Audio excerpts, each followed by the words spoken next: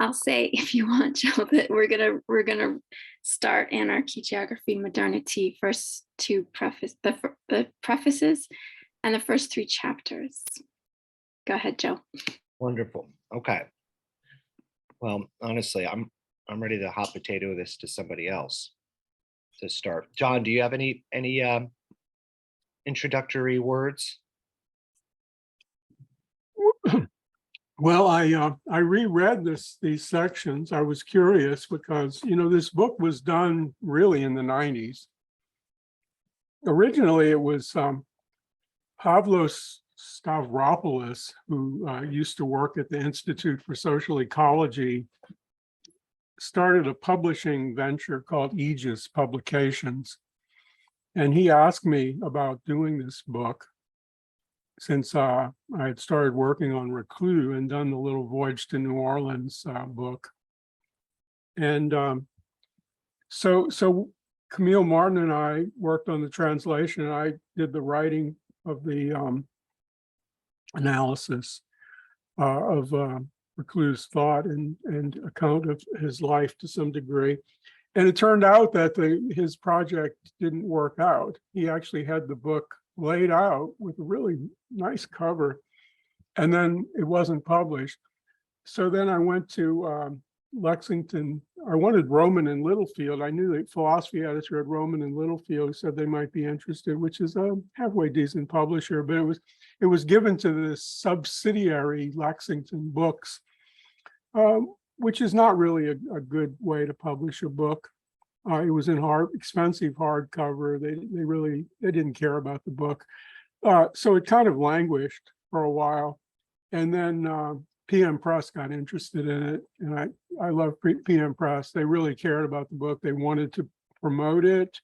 They thought it was a good contribution. So it ended up with PM Press. And it's gotten around. There's a French edition of my part of it. Obviously, they didn't translate Reclus into French since he was already in French, but they put the original selections. And there's a Spanish edition, and there's an Italian edition, and actually the second edition in Italian just came out like a month ago or something like that, which I really like very much. So, I mean, I really would like to know what other people have to say. I was interested. I wasn't sure if I was going to reread all of it, and I may not reread all of it. I have, a lot of underlines of some of it, but it was kind of interesting to look back at what I was thinking. It was revised a bit for the 2 editions that actually appeared, but I have mixed feelings about some of what I wrote. So, I think there are strong points and weaker points in it, which I could talk about. But I'd like to talk about things in relation to what people found worth discussing. I mean, if you have any questions for me, I can. I spent so much time studying Reclus, and he's a very important figure to me. I mean, I feel like I know him very well. I read a lot of his letters. For the Voyage to New Orleans book, I ended up translating his letters from Louisiana to France. It's a small collection of letters. So I really admire him as a person. He helped me in developing my ideas and kind of getting beyond some things that were part of my past. In the 90s, I spent the whole decade working pretty hard for the Papuan people, the people in West Papua who were taken over by Indonesia and then exploited by transnational corporations, in particular one that had its headquarters in New Orleans and was endowing universities with environmental chairs. So I really spent the decade fighting against that corporation and fighting for the Papuans, and that had a really big effect on me. And at the same time, I was studying Elisée Reclus and really getting to know a lot more about 19th century revolutionary movements, the Paris Commune, which Reclus was active in, and the First International, which he was very active in, and a lot of other things. So it was a kind of interesting period. It was not, I was also kind of breaking with orthodox social ecology during that decade, which I had been involved in for since the 70s, really. So I was rethinking a lot of things related to political programs, Eurocentrism, programmatic approaches to social change, lack of attention to indigenous society. A lot of things were developing during that decade. And, you know, this book is one thing that came out of it. Thank you, John. Heather. Yeah, I'm just preparing for a workshop that I'm giving at a university in England on Tuesday on ecofascism, which I've done before, but just reading this with keeping in mind ecofascism, it's really interesting how there's such an emphasis on nature, which normally raises warning flags. But because it's the way you talk about how it's dialectical, and there's always this interaction with the social and the historical, it means that, you know, there's kind of a way to frame it in a way that, like you say, isn't reactionary or authoritarian.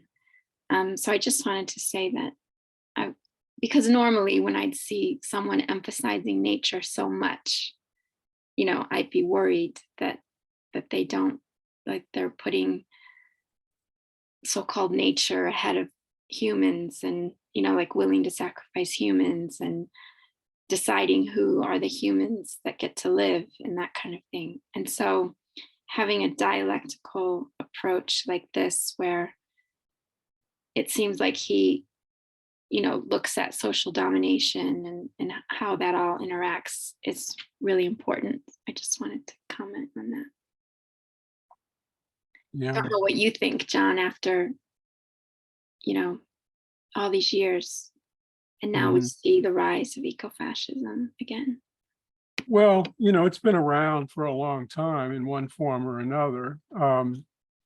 Back in the time, I mean, I did this book called The Tragedy of Common Sense, which was about population and poverty and food issues and so forth. And it was aimed at Garrett Hardin, famous biologist who came up with lifeboat ethics and the famous Tragedy of the Commons article. And, you know, there was a lot of discussion of how his kind of ideas tied in with ecofascism, racist ideas and so forth. But it depends on what you look at. Of course, you know, I mean, it's a very complex question. And it's certainly not primarily the right wing that talks about nature. And, you know, if you look at the world, certainly in Latin America, indigenous cultures are kind of noted for Pachamama and, you know, various concepts, depending on the culture, how they express it. We can even, you know, so a lot of traditional cultures have been talked about as more cultures of nature, as opposed to cultures which have a concept of nature. Now, everything is nature. So anything that I say requires a lot of comments on the limits of any statement. You know, what are we talking about? I mean, but basically everybody always talks about nature. You know, if you talk about human beings, you're talking about nature. If you talk about the weather, you know, if you talk about drought, if you talk about that there's this island in the Mississippi River, you know, the news today had that, you know, people are walking out to where the Mississippi River was, and there's this big island south of St. Louis. Well, that's about nature. You know, what isn't about nature? In a certain sense, it's kind of trivial to talk about nature since everything is nature. But then there are concepts of nature that are more or less critical concepts that have certain meaning, certain implications. I mean, this could be a good thing for people to discuss rather than just I throw out a few ideas on it. Because, for instance, the Nazis had all this myth of, in the German tradition, there's the concept of Blut und Boden. I don't know if people are familiar with that one, but that means it's translated as blood and soil. Boden means the floor, basically, but it also means the earth. And there was a lot of talk about the land, the earth, and of course, the sort of proprietary view of the land. It's our land, and also other land that we had is our land. So that raises a lot of questions. And of course, there was a reaction to that, but particularly in Germany, the German Green Movement had a lot of trouble being an ecological movement and being afraid to use a lot of language related to ecology because of that history. But as I think I've probably mentioned, I mean, certainly Reclus helps on all this, but Gustav Landauer, whom I think it was this group, one of the two groups read some of Landauer. And one of the things I like about Landauer is that he made the concepts of Volk and Geist and Land central to all of his thought. And folk is people, and the Nazis made that very central. Everything was about folk, and folkish is the adjective. They slap that on everything, and of course the Land was very important. The land, which they wanted to expand. And even Geist spirits became a kind of questionable concept to a lot of people. So it's important that that this was taken back, that people did not have to be afraid, at least in that tradition. They still were in Germany, but I think Landauer did a lot to say, well, we can talk about these concepts. We can't just be reactive about them. Oh, it seems kind of Nazi-ish or something to talk about them, which is kind of silly. I mean, we've had a lot of problems like that in American politics. Also, the right wing has tried to take over the concept of freedom. Basically, they talk about freedom more than other people, and it's very weird because in the 60s and 70s, there were a lot of movements about liberation, women's liberation, Black liberation, gay liberation, animal liberation, all of those things were liberation movements. But gradually, people stopped talking about them as liberation movements. Now, not everybody. I mean, there's still a strong tendency, but if you hang around with anarchists, you're going to find concepts of total liberation and so forth. But it's not the popular discourse that it once was. And freedom was very common. It was a term used more by the left for a while. Of course, everybody in the American cultural tradition has to use the word freedom a lot. Now, I mean, it's not only in the United States, but obviously, France is famous for liberté, égalité, etc. Fraternité. But so there's a battle over the term freedom, just like there's a battle over the use of the term nature. So we have to think it through and see how we can use it. I mean, I don't want to just go on with this, but I think that it is worth thinking about it strategically and also theoretically and philosophically. Thank you, John. David. Yes, I'm really, I mean, I started this book a long time ago, but then, with all the reading we've been doing, I had set it aside. So I'm really glad we're doing it now that I actually get to go through it thoroughly. It's really delightful. Oh my gosh, what an amazing thinker, and what a lovely introduction. Yeah, there's so many things. The dialectical nature of everything. It kind of, all these oppositions come out to being like, okay, we're not paying enough attention if you're seeing the opposition as strictly as an opposition, and so much more about paying attention. You just mentioned about the artificial, well, the nature as being, everything is nature, but I like on page 22 where there's the discussion of first nature, second nature, third nature, how he divides the artificial sphere into two, the human activity. That's, anyway, I won't go on about that, but I just had fun with all of these, like, okay, static, dynamic. Well, of course, the static isn't really static, but it's Right. That's one of the, moving on actually, a slower 22 time. is where I saw problems in Reclus more than elsewhere. Right. But I think, it's just different time scales, which he's clearly aware of, even though he uses that term. Yeah. And yeah, there's some beautiful things.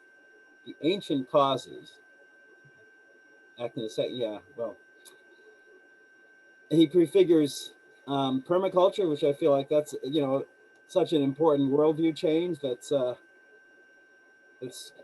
trying to catch on now, or it's a part of many people's worldview now, but he was so way ahead of his time. It's really amazing. I'll leave it at that for now. Okay. Thank you, David. I really see a problem, though, with that analysis. I really think it was a mistake to talk about the static milieu. On 22, he tries to define what they are. So I think there's a relative validity to this. That things are not separate. But sometimes you can divide them for purposes of analysis, and then you understand how ultimately, we went through Hegel and, I guess the other group on this, which is what he does constantly, like in the phenomenology of spirit, in the philosophy of spirit and elsewhere, where you see the connections eventually, and the division is only preliminary, really, or methodological in some ways. Or it can also be experiential, but then you see how you go beyond that moment of experience just to another development. So there are primordial facts and secondary facts. I'm just not sure how secondary the secondary facts are.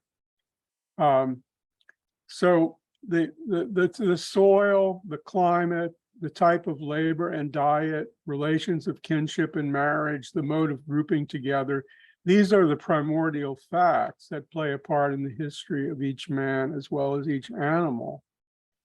I don't know how many animals get married, but anyway, in some stories they do. A lot of humans have like to think of it. If you start thinking about animals in a certain way, you can kind of relate all this. They kind of do, some of them. Depends on the species. But of course, these things are not static. Obviously there is soil, but the soil changes all the time. The climate changes all the time. You have to have labor and diet. You have to have some sort of kinship relationships, etc. They're, in a certain sense, to say they're primordial facts is a little strange, because they're kind of primordial realms of relations or being. And I really think as soon as he says the static milieu, he kind of throws us off. So that's one thing. It has always existed. Yeah, so I can't think of any of these that have not always existed in human society or in the natural context in which human society exists. However, wages, ownership, commerce, and the limits of the state are secondary facts. And I mean, he's right in that wages, ownership, commerce, at least in the sense that the market we know and so forth, and the state institutions have not always existed. But okay, maybe I'll be a little more critical even than I have been, because he talks about a mode of grouping together. And the state is a mode of grouping together, and commerce and so forth are also modes of grouping together. So in a certain sense, these things are elements of what he calls the static milieu. So I mean, I think, I have to say, and I wish I had written more about it. There are some problems in the way he conceives of these things. And also it is necessary to study the static milieu first and then to inquire into the dynamic milieu. Well, I don't agree with that either. I mean, I'm telling you what he said, okay? He did say those things. But, he was dialectical in some ways, but he wasn't dialectical enough. And one of the things I think we can get from Hegel is that we're always working at the level of the universal, the particular, and the singular. We're always looking at, in a certain sense, you could talk about what he thinks of as the static milieu, is the universal. Like in one of the groups, I think it might have been the other one also, we read Joel Covell's book, The Age of Desire, and he likes to talk about the transhistorical. Well, the transhistorical in some ways is like what Reclus calls the static milieu. It's something that goes beyond each social formation and each historical epoch and so forth, but it's always changing. In some sense, it's like the Hegelian dialectical universal, which is universal, but it's a concrete universal. You're only going to discover the universal by looking at the particular and the singular. So anyway, I think those are the kind of things it's worth thinking about when you read that kind of discussion. Thank you, John. Carrie.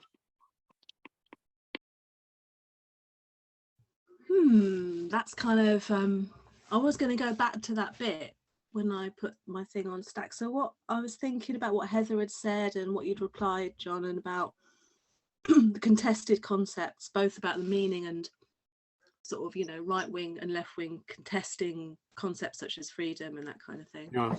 And whether in that sort of discussion around spheres and facts and static stuff and dynamic stuff and necessity and contingency, there was some, that was where for him that contesting around concepts was going to happen. I don't know. And I wondered if he means, I don't know whether he, is it facts or is it just things that are necessary? And those things that are necessary can be changeable. Can be changeable depending on what plants, animals, humans, how they do those things, how they experience those things, but they're still necessary. It's still necessary. For example, there's a fact that animals reproduce, but it's not static in the sense that can be changeable and different depending on circumstances, experience, interpretation. And in that area there is a possibility of contesting certain concepts that the right and the left use. I don't know if I'm making any sense, but I sort of yeah, I don't know if there is a possibility within him around the domination thing, that there has to be a possibility, doesn't there, for there to be difference. It can't be static in the sense, I think, that he's talking about it. Yeah, I mean, I don't know why he uses that. I mean, since he did it, and it was an analytical section in his writing, I thought I should write about it. But it isn't something he wrote about constantly. And there are always these problems. You find this classically in Marx, where you have famous generalizations, which led to what's called vulgar Marxism, which is very reductionist. And there are passages in Marx. The classic one is the preface to the Contribution to the Critique of Political Economy, where he gives this nice, quick summary of his view of society, and how you have the mode of the forces of production, the relations of production, and the ideological superstructure, and that in that summary, it's contradictions between the forces of production and the relations of production that lead to social revolution. He states it very clearly that when these contradictions develop to a certain point, you enter into the period of social revolution, and in which you have a change in the mode of production, which means a change in the relations of production. And then more or less rapidly, he says, the ideological superstructure changes. And, that's a vast oversimplification. It actually leaves out something that he discusses elsewhere that has become tremendously important for ecological thought, including eco-Marxism, which is the conditions of production. That's really the fourth big thing that he discusses in his thought. But that's kind of left out or brushed over, and you get this more reductionist view, which leads very easily to a kind of technological determinism, that as technology develops, he does say, what is it that the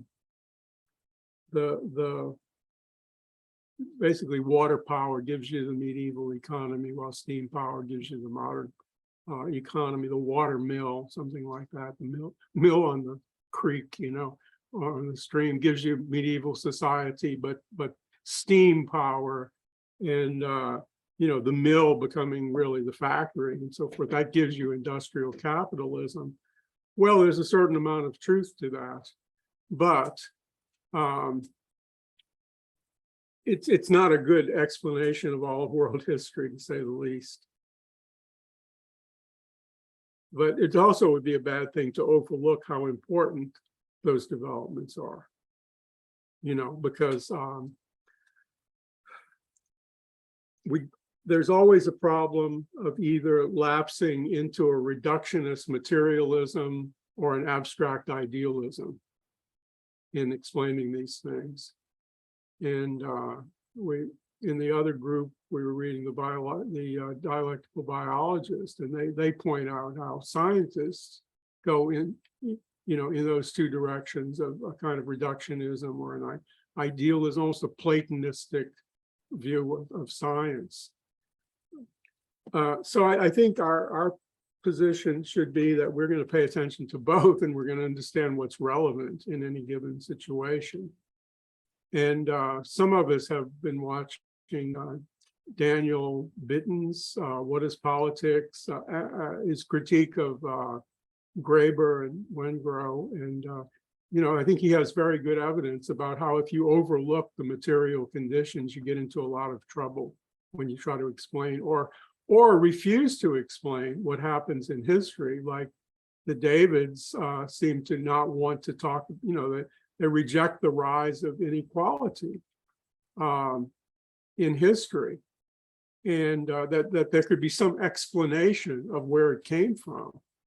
And there's a lot of evidence. I mean, it always has to be debated, but there's a lot of evidence that there were changes in society in the material conditions.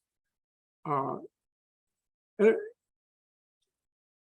to me, it's very satisfying to find those things, because then things make sense. Now, of course, it's a mistake to try to make too much sense, because there's still unanswered questions and ambiguities. But the other people, the radical anthropology people and so forth have come up with very reasonable explanations based on evidence that we have. you know, I mean, one of the classic things that they talk about is that when you have a patrilocal system, the men gang up on the women, and the men have certain advantages given the kind of work that they do. And it opens up the way for, you know, very strong patriarchal developments. While when you have a mattress-centric system, the women are together more and have more of a chance to create alliances, you know, which is one of the big themes in that kind of radical anthropology. And the Davids don't seem to want to recognize that. It's a very interesting phenomenon.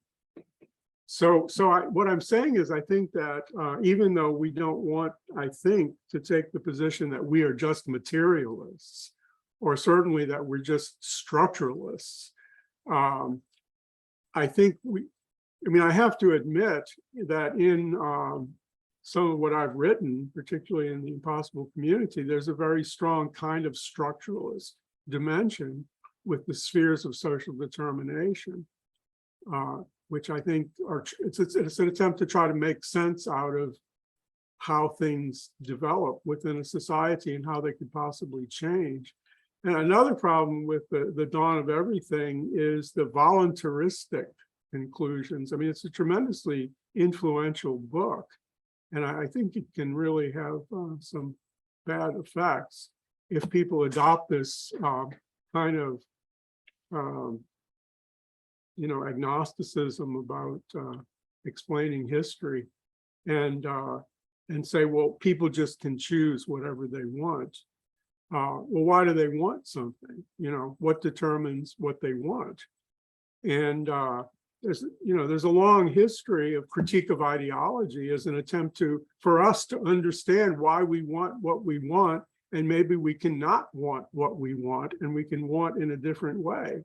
And of course, that's also the project of psychoanalysis, as abused as that tradition may have been. It's ultimately, it's aiming at a kind of consciousness of what shapes the ego, and what shapes desire, what shapes our wants, and even our needs, which also is something that comes up in, you know, kind of critical Marxism, a critical theory of needs. Do we really need what we need? You know, that's a big question. Maybe we need to need what we don't need at this point. Yeah, I feel like I find it interesting, that tension between, you know, not wanting determinism, but also having to accept some material reality. Like, you know, there are some real actual facts in the world that are facts, but yet to avoid, or to just a more sophisticated analysis, I suppose, of that, and not becoming deterministic. You know, I have sympathy with Sartre and his absolute freedom. I have sympathy with, you know, the idea that, you know, you can have the material reality, but you can choose your attitude towards that. But then I think it fails because it fails to explain people's actual choices. So it's all very well, but it's like, well, okay, so the choices are just floating around in the air on the clouds then, and they just drop into people's heads, you know. So I think that, and I saw it in that little passage, I thought was really, it's interesting. It's just an interesting area to explore, I think, in terms of activism as well, in terms of activism and how we kind of help people, you know, how we raise consciousness and all of that kind of stuff, you know. Thank you, John. Well, yeah, those things are really important. And there's some real questions about the existentialist kind of answer, at least, you know, as the most famous existentialist, I guess, of Sartre and de Beauvoir stated all this. It is about choice. It is about freedom. But there's a question, you know, in a certain sense, it's this problem of authenticity being the kind of goal. But is that enough? because there's a certain subjectivism to saying that authenticity is the goal. So that, so let's say I'm concerned, I was talking about the Papuans. I was concerned about transnational corporations causing social and ecological disaster, exploiting people and so forth. Well, and of course, from an existentialist point of view, I was creating a project. Like for about 10 years, I really got involved in the Papuan struggle. And I think it was a good thing to do. But was it good because I was being authentic and I was creating my own project? I mean, that to me would be kind of betrayal of the Papuans. So, oh, I'm so authentic, So what, I mean, the point is, it was a terrible thing that happened, and it still is a terrible thing. And people don't know about it, just like they didn't know about the neighboring problem and the genocide in East Timor, which was the worst proportional genocide since the Nazis. And, they didn't know the involvement of Henry Kissinger and so forth in supporting the Suharto dictatorship. And, but to me, it was important to get involved in that. I'm not saying everybody should have been involved in the same thing, but I think it was definitely an important enough thing for people to be involved in.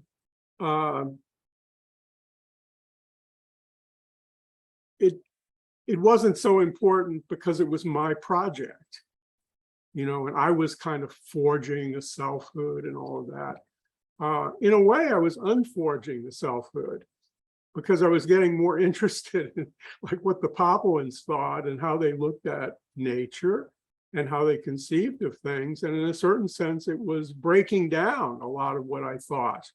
So, getting involved in that was not necessarily completely a logical development, to go back to like Bookchin's version of social ecology. I mean, he might have educed something about it, but I don't think you could educe some things, because then you get into a situation where you learn about things and you come in contact with things that transform you in a way that you never expected. So, I mean, to me, these are very basic questions about our action, our choices, and what is of value and why is it of value?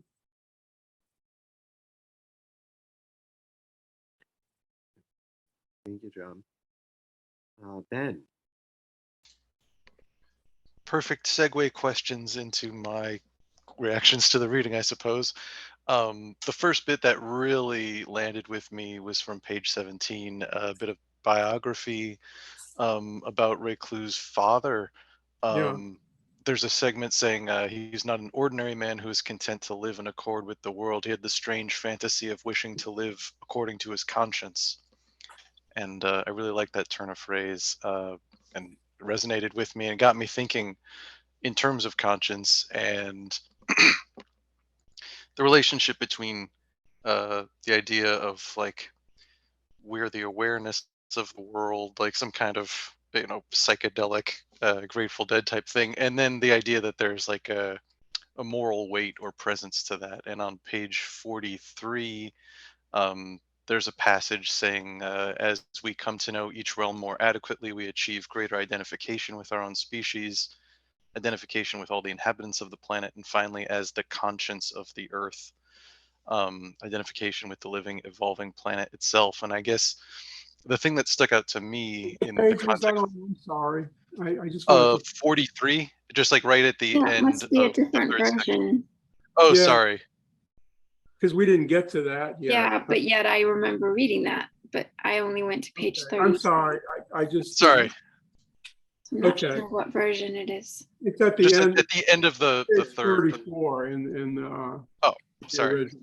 Okay, thank you. But but thinking about that question of like freedom and what does it mean, and like does it mean defecating wherever you want? Is that freedom? I think we'd all say like, well, it's more complicated than that. But also more fundamentally, sort of the probably tension. make that page. that tension between an individual conscience and then a sort of collective conscience, or a conscience on behalf of the earth as a whole, and sort of how we integrate or transcend to go from "this is my opinion, that's your opinion" to something more inclusive. I don't know. I'm thinking in that direction. Hopefully, someone has something smart to say about that. Yeah. You know, it's kind of interesting. I didn't actually mark that passage about the conscience of the earth. In French, the word conscience means both conscience and consciousness. So you can't really translate that exactly. And I'd be, you know, I'm curious now of the context that I took that from, because there's no footnote there. I think it must be, I probably footnoted it somewhere else.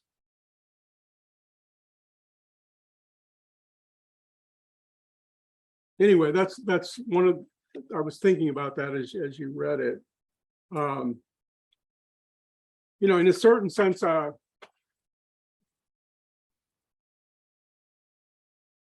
one of the qualities of human beings is that we can be the conscience of the earth in a way that other beings can't be on earth. But of course, they don't really have to be, because what we have to have a conscience about is about what our part of the earth is doing, our you know, our human part of the earth is doing. But of course, we're not unique in being the consciousness of the earth, because there are many, many beings that are conscious on different levels. I mean, if, you know, if you're a panpsychist, you know, it's everywhere. And of course, and in a certain sense, it has to be everywhere, because even if we just look at ourselves, our consciousness is not separate from what's around us. You know, and we did 2 things on Whitehead in one of the groups, and Whitehead has this concept of the fallacy of simple location, that something is just located within a given being, but that's not really true. You know, there aren't those rigid divisions between what's going on within the organism and outside the organism. Anyway, you know, those are the kind of, and of course, the, you know, the German idealist tradition and the dialectical tradition in general has questioned that kind of simple location of things. Can I just quick ask, who was that with the not locating in the? Alfred North Whitehead. Oh, Whitehead. Okay. Yeah. Also, just I assume you're conscious, the conscience of the earth. I assumed that was referring back to his epigraph, the humans are nature becoming self-conscious. It's like Conscious, yeah. that was my sense. But he doesn't really say, you know, I mean, that's, I discuss what he actually said in French. And, you know, it's kind of interesting to go, I guess maybe we haven't talked about it, but it's l'homme means it's humanity, but it was man, l'homme, et la nature, which is feminine. So man is feminine nature, prenons conscience, taking consciousness d'elle-même, of herself. So it's kind of ironic, given the French language, that in English, it's humanity is nature becoming self-conscious. You don't get all this dialectic between masculine and feminine, because once it's masculine and twice it's feminine. And another thing that I've mentioned, I don't know if it was in this group, is that within the social ecology tradition, people often know what Murray Bookchin said about this. And I don't know, he never read Reclus, and he didn't know anything about Reclus. he talked to me, like I can only remember twice he talked to me about Reclus. He knew I was doing research on Reclus. And once he told me, oh, Reclus, he liked cats. And then like months later, the subject came up and he said, Reclus, he liked cats. You know, I mean, he said it the same thing. The only time he ever talked about Reclus was, and Reclus did like cats. That was true. But he did a lot of other things too in his lifetime. But what Bookchin said, and I don't think he got it from Reclus, although he may have read that Reclus said something like that. But Bookchin said humanity is nature rendered self-conscious. And a lot of people quote him on that. And the question is, well, who is it that was doing the rendering of nature? Because interestingly enough, in Reclus' version, nature herself is taking consciousness, while in Bookchin's version, nature is being rendered self-conscious, which to me is very telling.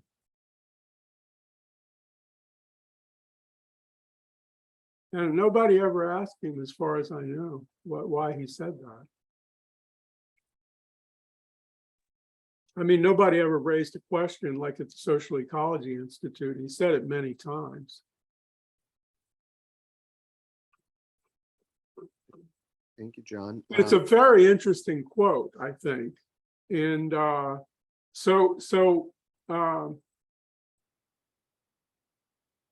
you know, again, it doesn't say self-conscious, it's taking consciousness of herself is literally what the French is. So thank you. Carrie. And as you were talking, and as was it Ben who was talking about it, I was just thinking about the role of emotions and how I don't know what Reclus says about emotions, but emotions are obviously a lot more social, a lot more collective. You know, we often, you know, we all, if I feel anxiety, everyone around me will feel the anxiety, and it's kind of a collective apprehension of the world, a collective experience of the world. And that bit about identification was quite interesting, because I work for the NHS, and I take people on a health walk, nature walk on a Friday afternoons, and they're people that are not well, you know, have poor mental health at the moment, and we go and we do a lot of plant IDing and a lot of wildlife IDing, and that's what we do. We walk and we identify plants, animals, things around us in the space, in the green space, and what I've noticed is that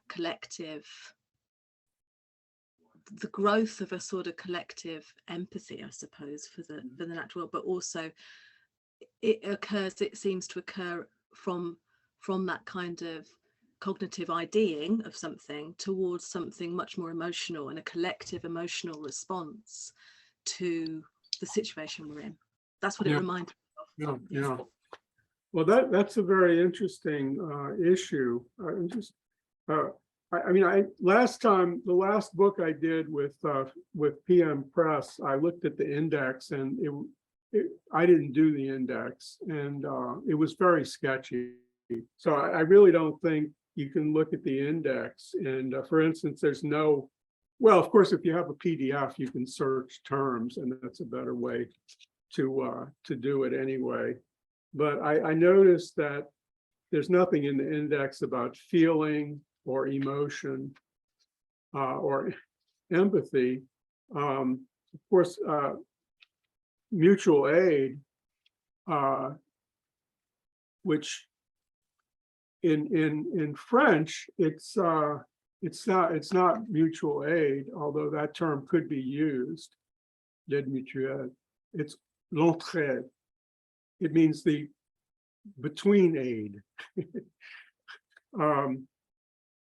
And a lot of his discussions of that get into feelings and emotions, but even more so what he wrote about animals gets into that.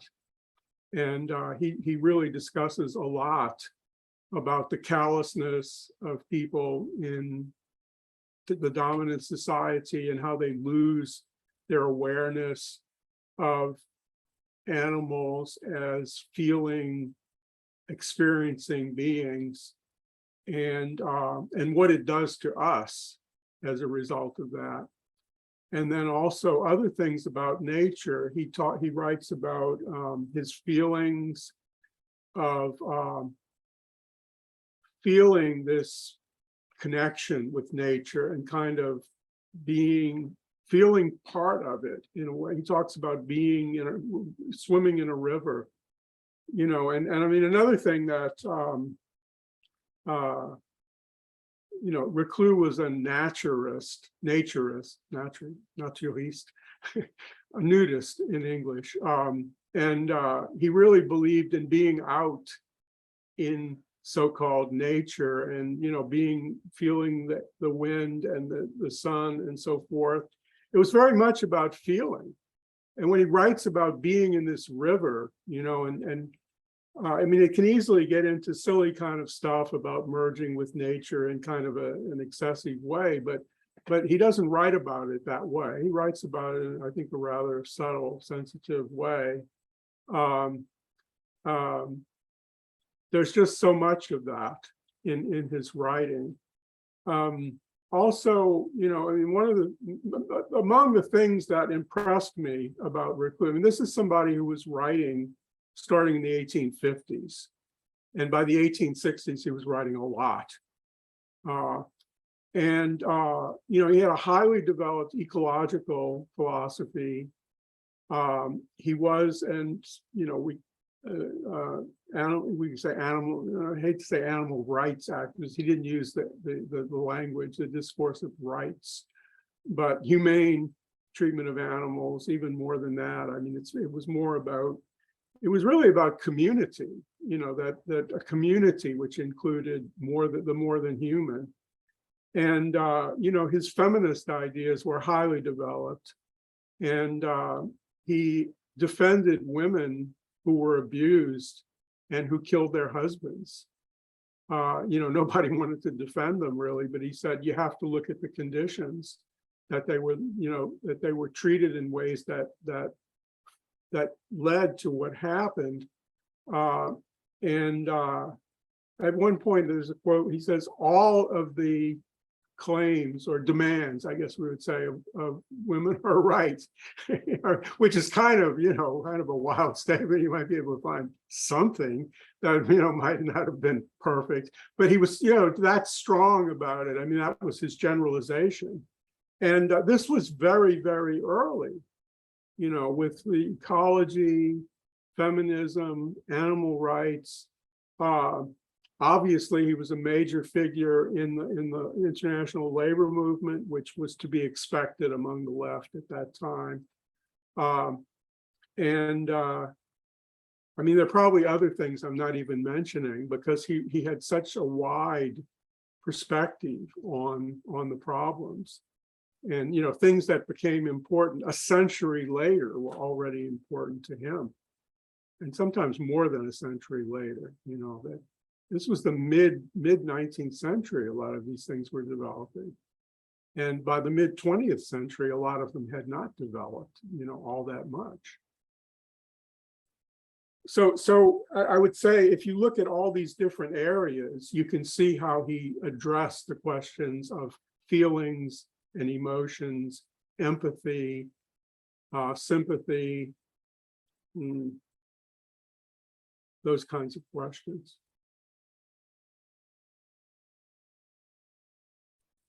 Thank you, John. Tony.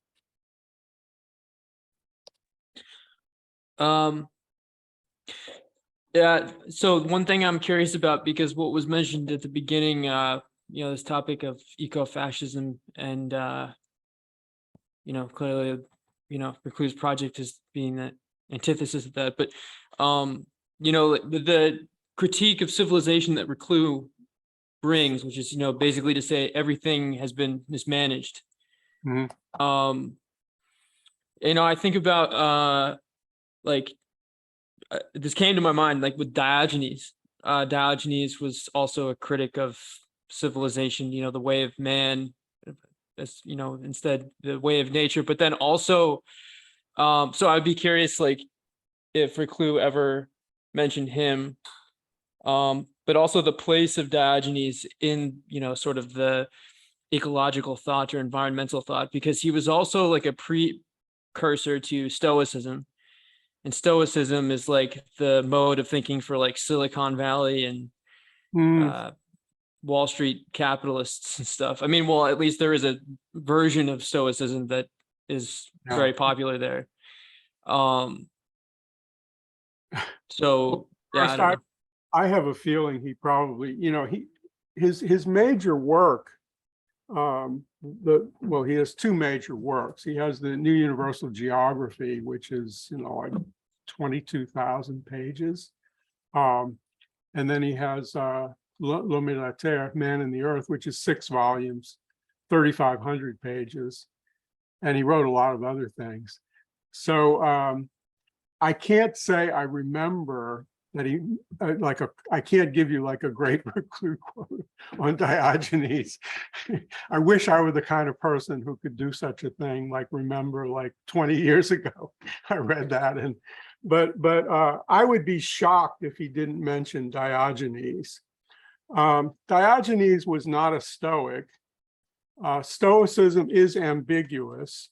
It can be used for a lot of things. It's used a lot in recovery literature, among other things, for people who are not necessarily revolutionaries, but they're trying to solve problems.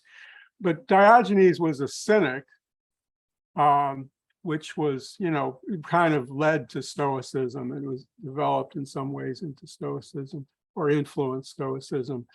But, there was a difference in temperament of Diogenes from the Stoics. He's maybe related to Stoicism, but he's maybe also related to surrealism.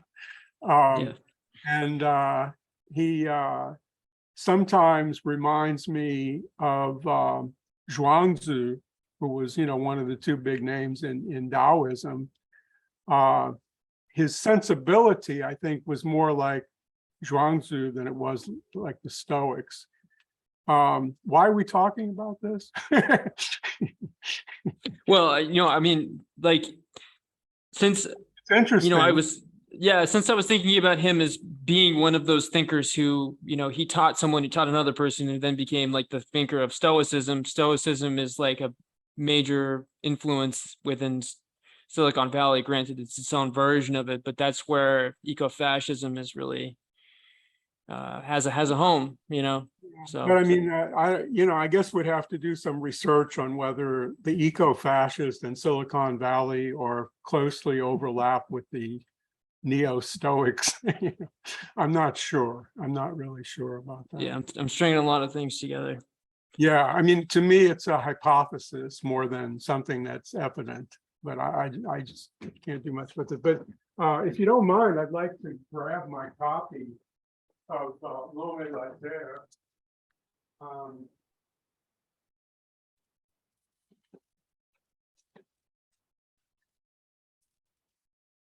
I printed out the 3 volumes of L'Homme et la Terre and put them in these big binders.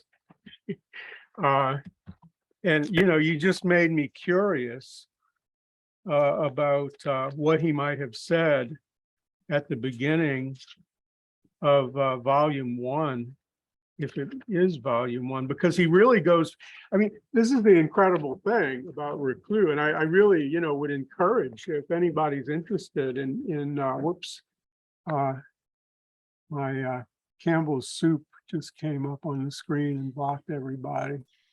It's a protest.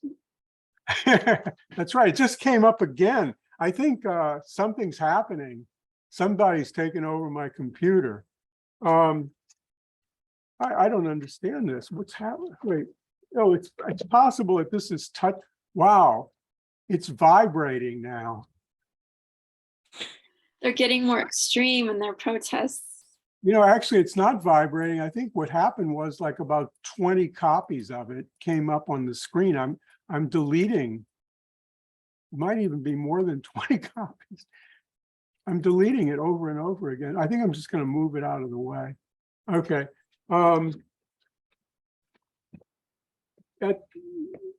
He starts out with the picture of the hands holding the earth, and then he has a preface. And he talks about the universe and the earth in the universe. That's where he starts the story. I mean, it's really incredible that anybody, this was let's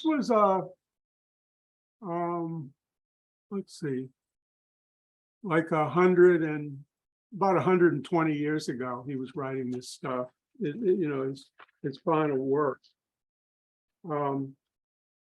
And the first section is chapter 1 is called Origins, and it starts with history and geography, the animal origins of humanity, and then he goes into tribal societies, and then something about ancestral humanity. So he begins with really the astronomical and the geological and then the anthropological before he gets to what people would call history. It's about geohistory first. And it takes a long time for him to get up to people like Diogenes.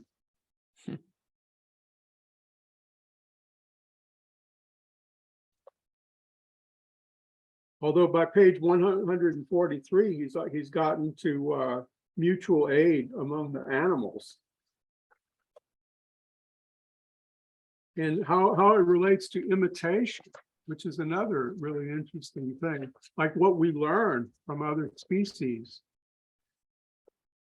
which Lewis Mumford in The Myth of the Machine, Volume 1, Techniques in Human Development, talks about the importance of play and imitating other species in the development of the qualities of human beings.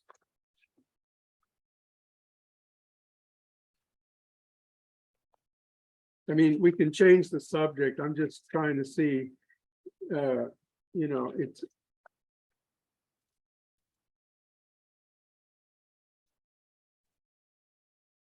He gets to the patriarchal family on page 261 of volume 1.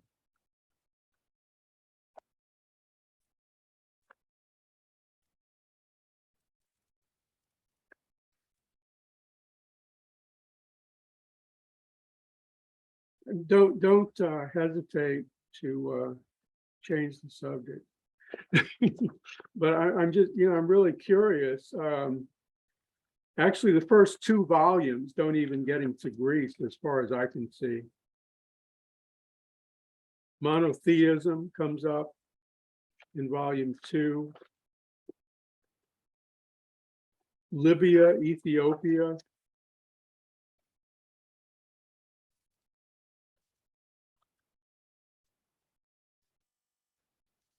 No, it's just getting up to the ancient world around the Mediterranean at the end of volume 2.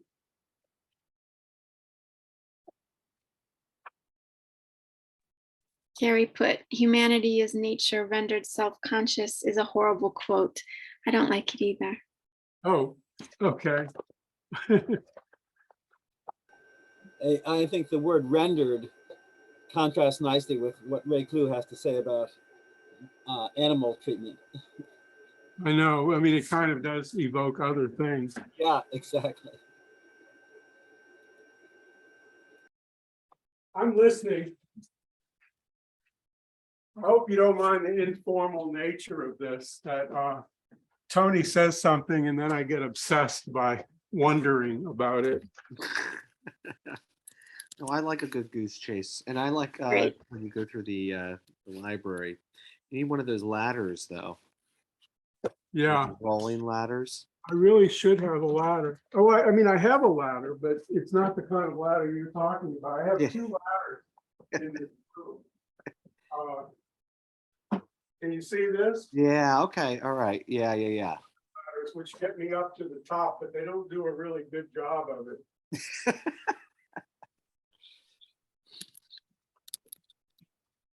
But I'm ready to go on to something else, but I'm Yeah. I'll throw out just like historical questions. Do you, John, you aren't the first person to translate Reclus, right, into English? He was translated before.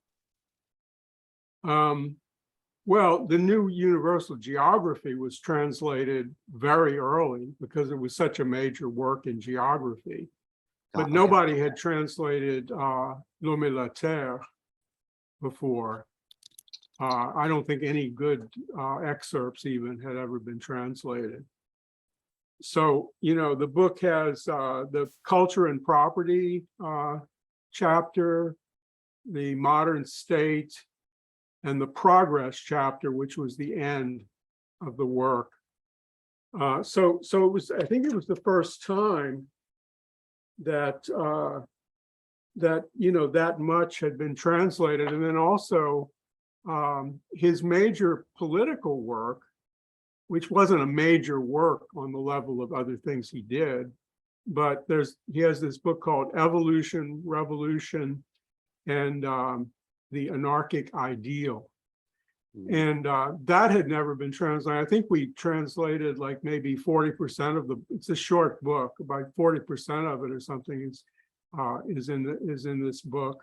Now, what was translated is a pamphlet called Evolution and Revolution, and English readers got to know him in part through that essay, but it was like 10% of the book.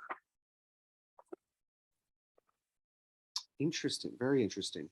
A lot of his work was translated into Spanish, correct? Yeah, everything was translated into Spanish and a lot of in Italian. I would imagine probably Portuguese. I mean, there was a very close relationship Right. between all of those cultures. And, you know, back in the 19th century, there was a big movement, the first international labor movement and all of that. And the anarchist movement was important. And they had these Ateneos or Atene, depending, you know, in different countries, they call them different things, but they were basically these grassroots schools or free schools kind of. And they study this stuff. And as you may know, in Latin America and elsewhere, one of the demands of the anarcho-syndicalist unions was to have readers while people worked. Yeah. Actually existed in what's, you know, the United States, because there were Spanish-speaking cigar workers in Tampa, and they were organized by the anarcho-syndicalists. And they demanded having readers from the union while they worked. So the readers were reading them Kropotkin and Bakunin and Reclus while they worked. But they were also reading things like Victor Hugo and classics like literary classics that the workers liked, which is saying a lot for the workers, you know, at the time. You know, I'm sure that a lot of proletarians heard, even if they may have been illiterate, but they were having Reclus read to them at work in Spanish mostly, but possibly in Portuguese too. I'm not sure. I've been to Tampa cigar factories because I grew up just south of Tampa, and there's a little stage in front of the workroom for the reader. Oh, really? Yeah. Wow. I'd love to see that. It's incredible. Yeah, it's absolutely incredible. And so on the history tip, John, I assume that you talk about in the first, well, at some point during our reading about Reclus' connection with Bakunin in Switzerland. So I assume Reclus had a relationship with Malatesta. Do you know anything about that? And did they write? Is there any letters between the two of them? Or About it. okay, I don't, as far as I know, I mean, I may be completely wrong, but I don't know of any connection between them. okay, I mean, part of it is Malatesta was pretty soon later. yes, yeah. They. Uh, It looks like But- Malatesta was till 50.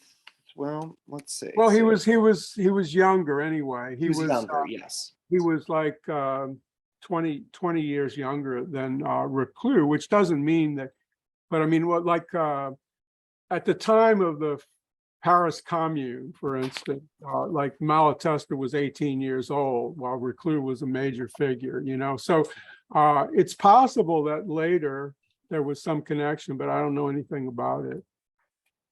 Got it. We have a few more minutes here, by the way. Did we decide how much we're going to read for next week? We didn't decide, but I have a suggestion. I'm just looking ahead. I think if we read the next 2 chapters, that'll be comparable to what we read right now. Okay. It's overwhelming, and it looks like that might be the same for the next 2 weeks. That we read 2 chapters at a time would be a good bite of text. Of reading. Okay. Yeah, I'd love to have a couple weeks of all put together. Hang on. Let's see. So that would be a philosophy of progress and anarchism and social transformation. Yeah, I think you'll find those interesting. Some of the things that came up briefly are really discussed in those chapters. I mean, there's a lot in, I found the Greek part. I couldn't find the Greek philosophy section. But, you know, there are a lot of issues in here. I mean, I think more issues that people are interested in are going to come up in the next 2 chapters, where he gets into more political analysis. Awesome. Can I ask one question? Just really quick. Yeah, by all means, please. How do you spell Ateneo? Is AT, what? Sorry. AT.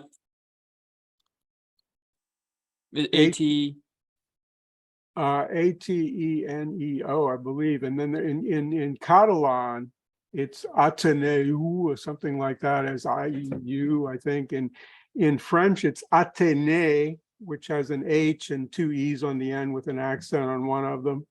So it's, you know, it's different in each language.